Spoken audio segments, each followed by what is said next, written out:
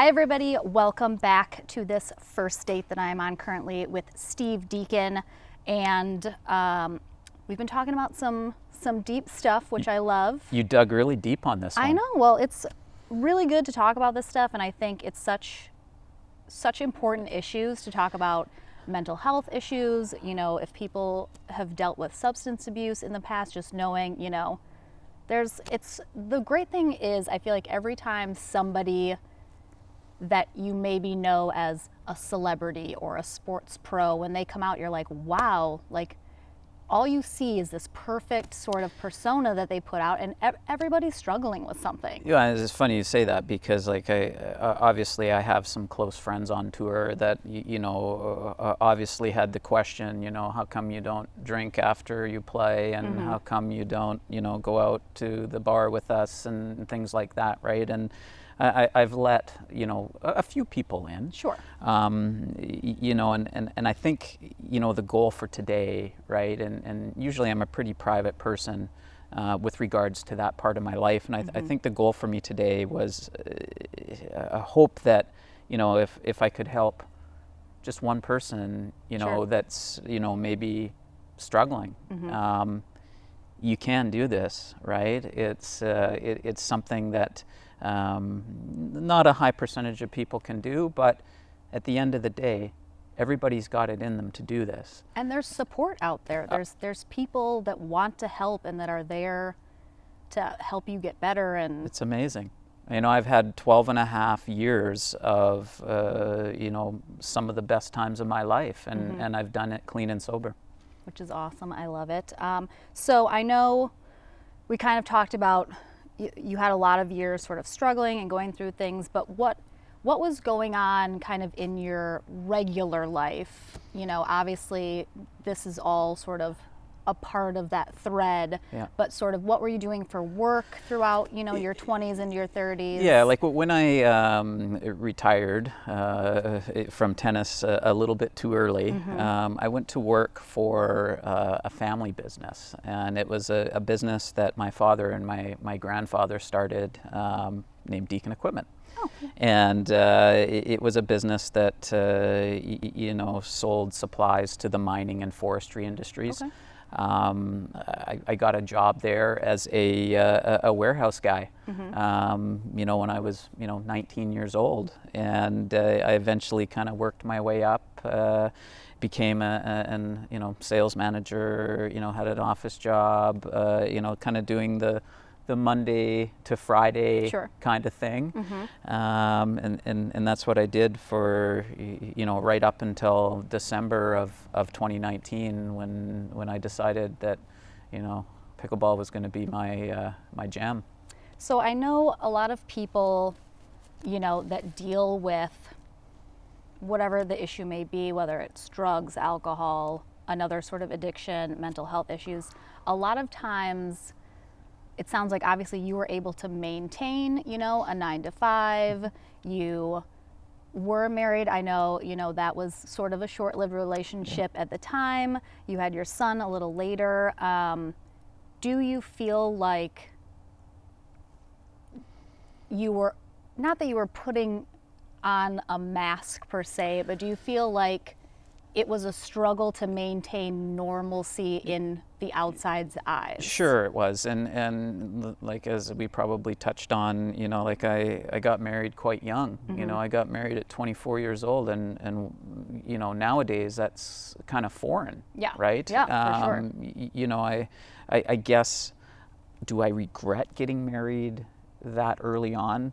Well, no. You know, I got a daughter out of the deal, and you know, her mom and I obviously didn't work out. But yeah, you know, like I thought all my friends were doing it. You know, I thought it was the thing to do. You know, settle down, have kids, go to work, come home, provide for your family. I was too immature. It was you know, a lot of pressure. You know, early on. You know, so I faked it, you know, for a little bit, and then, you know, the rest is I guess history at this point. Yeah. Pickleball, Pickle space BALL. Pickleball. I'm sorry, that's incorrect. Next contestant, please. Pickle-ball? Incorrect. Next, please. Can you use it in a sentence? I was inducted into the Pickleball Hall of Fame. Can I have the definition?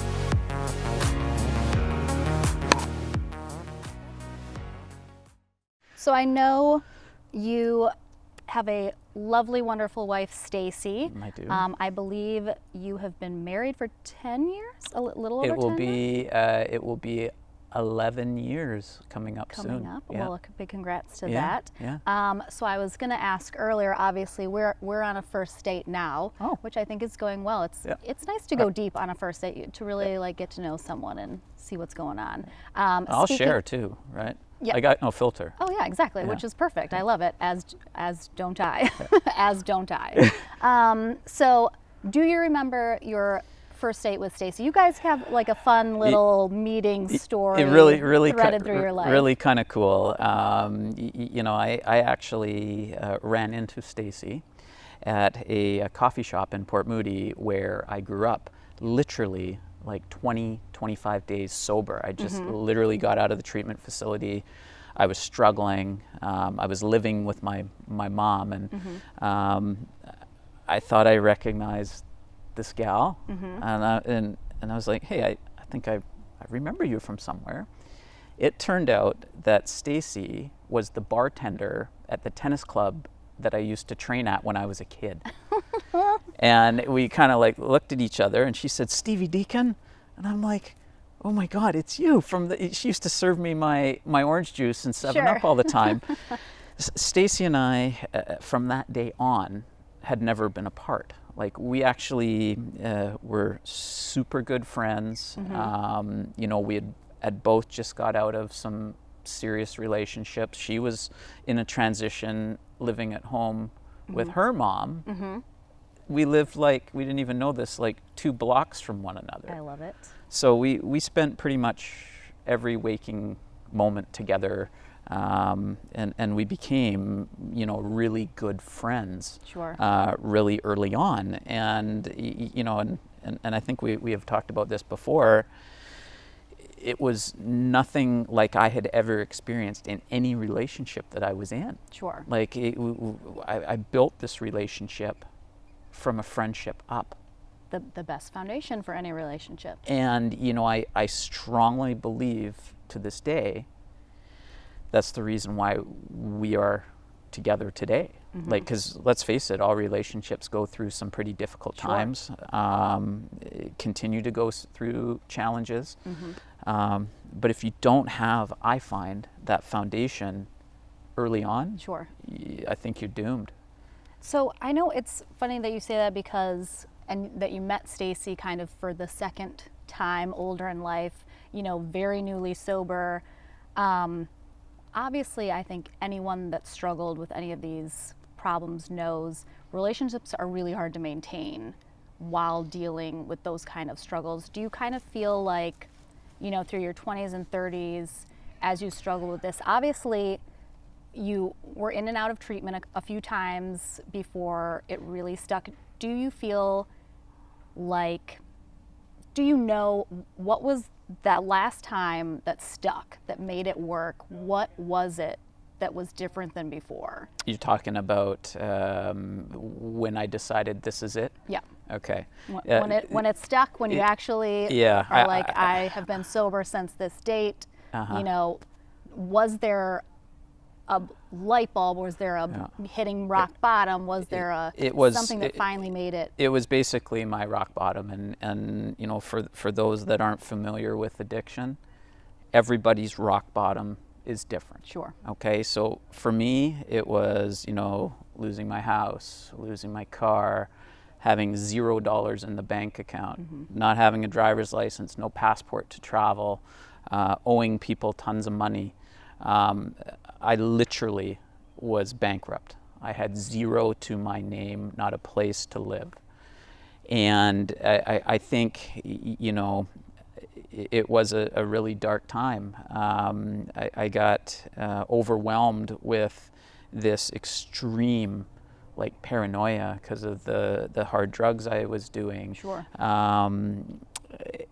It got to the point where, you know, I thought of ending my life, to be completely honest with you. I had the wits about me still to check myself into a hospital, and they had put me into a psychiatric ward because, Sure. like, I had literally gone off my rocker. Yeah. I was not well. And I guess when it really hit me, I was talking to the doctor the following morning, and he said to me really clearly, he says, you know, are you finding these paranoid episodes becoming quicker and quicker and quicker and quicker? And I say, yeah, it basically, the minute that I do these drugs, I get paranoid. Yep. And I start seeing things, and I start thinking bad thoughts. And he said, well, if you continue to do this, you're going to be in a constant state of this for your entire life. Wow. Like, and I couldn't imagine living, you know, a minute in that state Sure. anymore. So I literally buckled down. I took it seriously.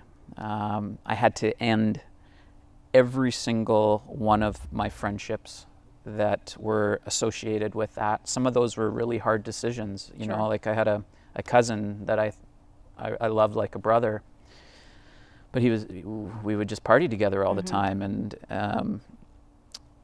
it was tough not having a sibling, you know, and kind of having, you know, this particular family member be a part of my life, but a negative part of my life. Sure. So I had to make some hard choices and start fresh. I literally started with a blank canvas and started doing the routine, doing what the doctor told me. Go to bed at the same time, eat 3 meals a day, exercise, talk to your sponsor, go to meetings. I did it day in, day out, and the days became easier. And you know, pretty soon, you know, a year turned into two turned into 3, and now I'm 12 and a half years, you know, where it's a distant memory. Am I going to forget it? No. Yeah. I'm not going to forget it. It's who it was my journey. It's part of my And life. so many people that are in recovery and sobriety, you know, it is, they say, you know, it's a constant struggle. It's part Sure. of, it sort of becomes, you know, it was a coping mechanism for so long. Do you have days when you feel like you struggle more than others? You know what? Even if you're not like, oh, I almost did drugs, but No, you know, it's funny, and like those days are few and far between. Have I had them? Yes. It's basically non-existent now for me. that's awesome. However, you still have to be mindful, Sure. and they used to call it the beast inside of you. You have to be mindful of the beast inside of you. I've got an addictive personality. There's a reason why, you know, I eat, breathe, sleep pickleball. And, you know, sometimes I can lose sight Sure. of other things that in the big picture are more important, Yep. if that makes any sense. It sure does. Yeah. And I know we've talked also before, and I've talked to Stacy about how, especially early on in your pickleball journey, there was a little bit of, okay, Steve, it's gone too far now. Let's pull it back a little. And hey, I want to talk about this a little bit because I had a vision for pickleball. I knew I wasn't happy doing what I was doing. Sure. My vision was to do what I'm doing today. I had put this forward to Stacy. She never understood, right? Like all she saw was, you know, playing indoor pickleball at a rec center on a gym floor, you know, Yep. with, you know, a little wiffle ball and a paddle, and she thought, there's no way this is a sport. And we did go through some pretty tough times. I was spending an incredible amount of time on a pickleball court, and being kind of vacant Sure. from the relationship. And I'll take full accountability for that, for sure. So I ended up taking Stacy to the very first big event that I played, and that was U.S. Nationals in 2018. Nice. I played with a couple of Canadian fellas, and it was in Indian Wells for the first time, and Stacy had a lot of fond memories about Indian Wells because she used to love, going to the tennis tournament Sure. that they had there every March. So she got to this venue, and she starts, I can see it in her face, she's kind of understanding that the sport is real. Yeah. It is growing. She was still unsure if this was something that I could, make a career out of. So she jumped on board the pickleball bandwagon, and she stayed actually a couple weeks after I went home to go back to work. Okay. And she started playing pickleball in La Quinta, near where we were staying, and and she's been playing ever since. I love it. So Stacy was instrumental in me making this transition. Sure. If it wasn't for Stacy, there's probably a good chance that I'm obviously going to still play pickleball because I love it. Sure. But I would still be hanging on to this other job where I had kind of reached the end of the road with. Like I was just kind of treading water there. I was, not entirely happy. And she kept pushing me, like, why don't we set up a website and see if you can start doing some teaching and, things like this. And I've always been a guy that likes the safety of a constant paycheck, right? And as you know, in pickleball, you're not getting a paycheck if you're not winning. Yep. Obviously COVID's added a few different layers to things, but in reality, it was the best move that I ever made in my life. And the thing that's so great about that too, and I love your story, is I think people sometimes mistakenly think that, out of college, like you pick your career and that's the rest of your life. And you're in your mid 40s. This isn't generally the time somebody's like, hey, I'm gonna just completely do something different with my life, go down a different path. But that doesn't mean that you shouldn't or couldn't do it. It completely challenged me. It made me kind of step outside of my comfort zone. A quick story about the very first kind of big clinic that I did. And I've got some anxieties around cameras. What? No. Groups, like big groups and public speaking, and I'm sure that's a somewhat common issue that people have. And I remember the night before, I knew, like, I'm a perfectionist, right? And I knew I had the content nailed. I knew everything was going to go well, but I had this anxiety attack. Like I couldn't sleep. It was just not a good spot. And Stacy was lying beside me, and she was thinking to herself, what have I done to this poor guy, right? Because she had kind of pushed me forward here. So encouraged you. Encouraged me very aggressively. So I got through it. I got through the day. Yep. And everybody was happy. And at the end of the day, I had to think to myself, it's pickleball. It's pickleball. Okay? And everybody had fun and learned a little something. And those clinics became easier and easier for me the more and more I did them. And I've gotten past that anxiety of, cameras. And it's not even there. And groups of people. Right? Sure. Do I like to stay at home and hang out and be in bed by 8:30? Of course I do. There is nothing wrong with that. I appreciate that as well. So I know, obviously, Stacy has a couple kids from her previous relationship, so you have 5 total. What are are they budding athletes in anything specific now? Yeah, well, all 3 of Stacy's kids all went to college. They've all got their degree. They're all phenomenal kids. They've all got really good paying jobs, which, I'm super happy for them for. They all live on their own.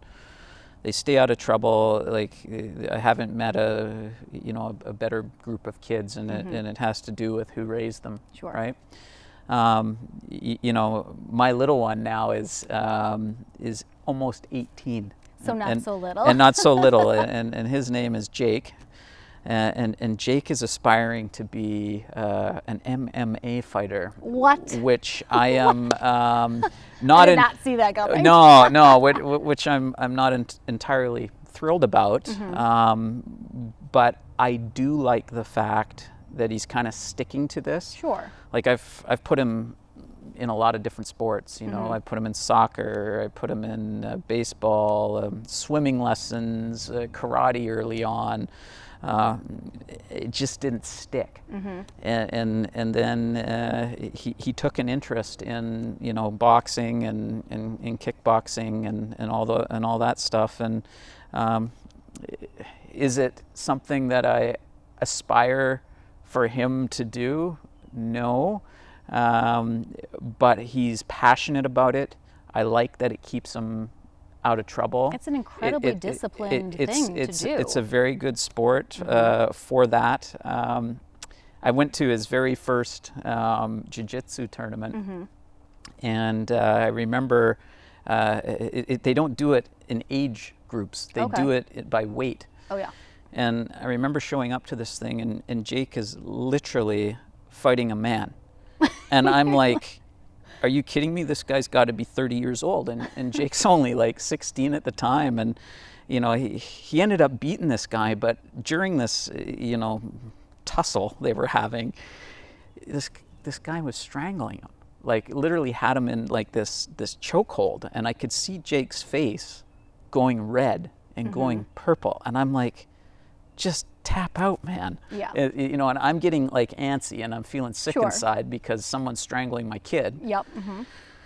But he wiggled his way out of it and ended up winning, and he got a bronze medal, which I'm super proud of, in his very first jiu-jitsu tournament. I love it. So I've kind of converted my garage into a little mini gym for him. So with COVID and stuff at home, a lot of these gyms aren't open now. So he's, I bought all these nice little mats for him. He can roll around and train and lift weights, and so I'm excited. Does he get Dad in there to spar with a little bit? Well, I did it. I did it once, and he nearly blew me off my feet. He kicked so hard, and I'm at a point where, well, no, and I'm worried that I'm going to get injured, and so he laughed at me. So it's, yeah. So, no, he's coming along just fine. And my daughter now, she'll be 22 in March, and she lives in Calgary, which is, one province over, called Alberta. Yes. Do you know where that is? Next to British Columbia. Have you heard of it, though? Yes, I've heard of it, yes. So she owns her own eyelashes shop. That's so cool. So yeah, she's been doing that for the last 6 months. She went out and got herself a little space in downtown Calgary, and she's got a good little client base following her, and she's into eyelashes. I love it. That's awesome. Yeah. Good for her. So obviously, made the career change into pickleball full time. Was going very well. COVID kind of hit. Hopefully, we're towards the end of that, or at least end in sight. Yeah, that it was a real kind of blow. Like I left my secure day job December of 2019, and then started 2020 off with a bang, and in right on track with what my plan was. Sure. Had a ton of clinics and camps set up all across Canada. And then boom, COVID, and nobody really knew what to do, how long this was going to last. And, our government really stepped up hard. Sure. And they shut pretty much everything down. And, you know, that was tough, you know, for me.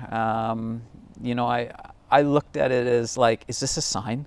I'd say this to Stacy, is this a sign, or Have I made a terrible mistake? Did I make a huge mistake here?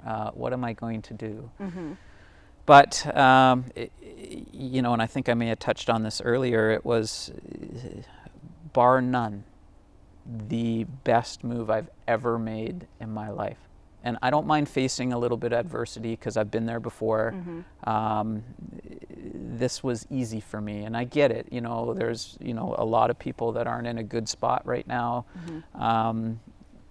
But I fought through it again, and I have no regrets. And that's the thing. So, I mean, while you say, you know, you have an addictive personality, but honestly, and I think obviously from firsthand experience, to be able to kind of go through what you went through, come out on the other side, you know, turn your life around, you know, have a wonderful wife now, and you're very well grown up children and all that, like that takes a lot. That is a strong person gets that done. I live every day in gratitude. Although sometimes, you know, Stacy may disagree with you a bit on that, because you know, that's my kind of perfectionism taking over. There's certain, I like things a certain way. Well, you're not perfect. I'm not saying you're perfect now, Steve. So me and Stacy can agree on that. Yes. So, you know, at the end of the day, you know, like I'll tell a really quick story. I was in Arizona for Riley's event, and I was there with Adam and Eric and Rob Noonery, and we were practicing. A simple practice before the tournament started, and it was like 3:30 in the afternoon. It's sunny, it's beautiful. I'm just sitting on the bench, wrapping my grip, and I remember thinking, it was the simplest thing. It was like there was that slight breeze. I'm like, man, am I lucky, you know, to be here with a great group of guys doing something that I love to do. For me, I had one of those kind of moments where I just kind of absorbed that. And there's often times where, you know, I'll think back to where I came from. And I think that's important for everyone to understand. You know, I'm certain we all go through tough times in our life, but how you kind of pull yourself out of them, and when you do, don't forget. You know, don't forget, you know, where you came from, and just be thankful for what you do have. Absolutely. I think, you know, especially in this day and age, in this culture, it's everything's fast, fast, fast. It's social media perfection that you see, and so many people are not in touch with just kind of what they have, what they really have in life, and to be thankful for that every day. You know, and that's the thing too, like, you know, I find many people are all about the money, and, you know, making more of it faster by any means. And I'm slowly starting to understand, and maybe this is me maturing, you know, it's about time. Yes. That's not what makes you happy. Sure. You know, yes, you need money to have a good life, but it's not everything. You know, as long as you have, you know, good friends and your kids are healthy, I honestly could be living in a cardboard box, and as long as I had my family with me, I would be happy.